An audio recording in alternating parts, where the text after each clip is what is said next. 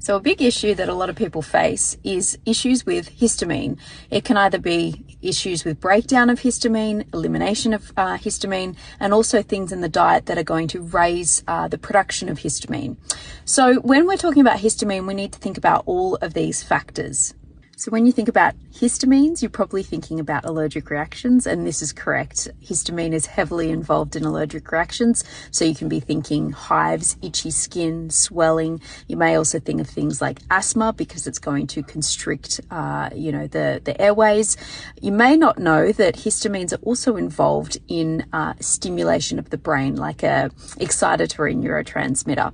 And this is why H1 blockers, which are, the usual antihistamines that you might take, are actually going to make you often feel a bit drowsy because they block this reaction. Other antihistamine medications like H2 blockers are going to block the production of hydrochloric acid because histamines are also involved in the release of more hydrochloric acid in the stomach.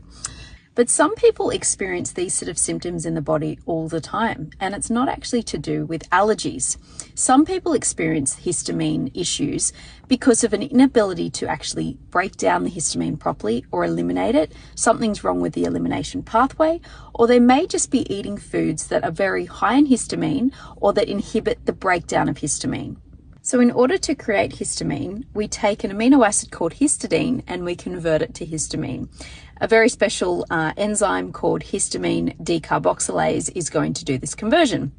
And what's really interesting is there are certain bacteria that are going to actually create this enzyme. So the more of these bacteria that you have, the more you're actually going to convert the histidine into histamine. So it also makes sense that not only bad bacteria, but also the more that a food is aged, the more of this enzyme it's going to produce, and therefore the more histamine we're also going to produce. So it's interesting to note that aged foods and fermented foods are going to create the release of more histamine. It's also interesting to note that there are certain foods that are actually high in histamines to start off with. But other things like alcohol are also very interesting for a number of factors, because alcohol not only is going to get you to release more histamine, but it also has DAO inhibitors. DAO is the enzyme that actually breaks down histamine once it's produced and helps you to essentially get rid of it. But if we are going to inhibit this enzyme, of course, we're going to end up inhibiting the breakdown of histamines. Now, it's important to also understand that the DAO enzyme, as I said, that breaks down histamines, is produced within the glycocalyx of our intestines. So if we have a damaged intestinal lining, then we're not going to be able to produce the DAO enzyme properly. So often leaky gut and inflammation and obviously SIBO are also causes of an inability to break down histamines. There's a couple of other factors to consider. Now, there are actually genetic deficiencies in this DAO enzyme.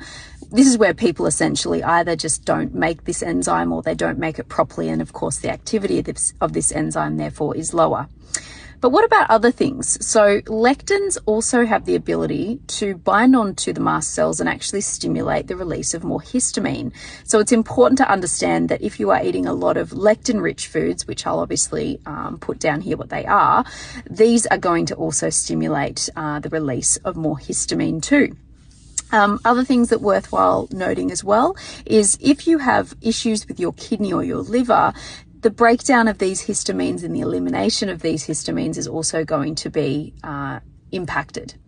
So how do you know if you've got histamine intolerance or if you're just fighting some kind of allergy? Well, you could obviously get your IgE tested for certain allergens in foods. So there are a list of foods that are actually very prone to causing allergic reactions in people, and I'll post those down below. You can also get allergy tests for common environmental allergens as well, but like pollen and things like that. But really, the cheapest way to figure it out is to actually just eliminate foods that are high histamine producing and seeing if your symptoms actually decrease. Other things you can do are you can test for inflammation in the gut, SIBO, biome tests. This is going to also see whether or not, you have an overgrowth of certain bacteria that are going to create more histamines in the body in the pathway that I described. Of course, as I said, SIBO, certain SIBO bacteria are also going to do this. You can get your stool tested, and this will look for things like elevated zonulin, which is a really good marker for leaky gut.